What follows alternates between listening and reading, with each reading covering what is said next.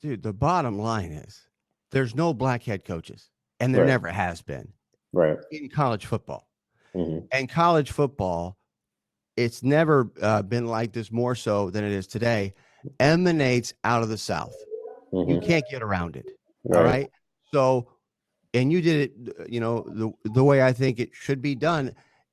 If it looks like a duck, quacks like a duck, it's a duck. And when it's Right. this unprecedented, and when you look at the rhetoric that was out there in the press and the media, of course, there's always Mm-hmm. fans Right. about the team discipline and the Yeah. on-field, off-field content. Mm-hmm. And then you look at the situation surrounding the Arkansas program. I'm not saying they got problems there necessarily, but you didn't hear anything Right. about that. It was just, Mm-hmm. well, I mean, Morris, that was a catastrophic situation that he had put Right. Arkansas in.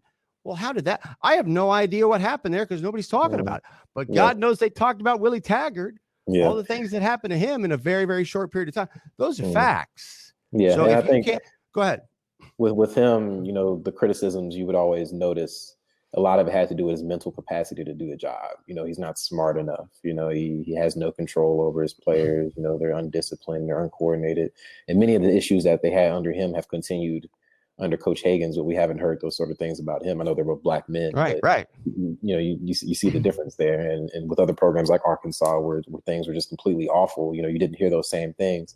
And I think that's something that is more so, it's not overt that race is a factor in those statements, maybe if you aren't familiar with it, but it's a lot of coded language. A lot of times with black people, no matter what the profession is, their intelligence gets questioned a lot, whether they're fitting for the job, whether they're capable, whether they're worthy. And I think you saw a lot of those criticisms with Willie Taggart. Obviously the results, objectively, they just weren't there. They weren't winning enough games, but the way that he was talked about is just different from his peers.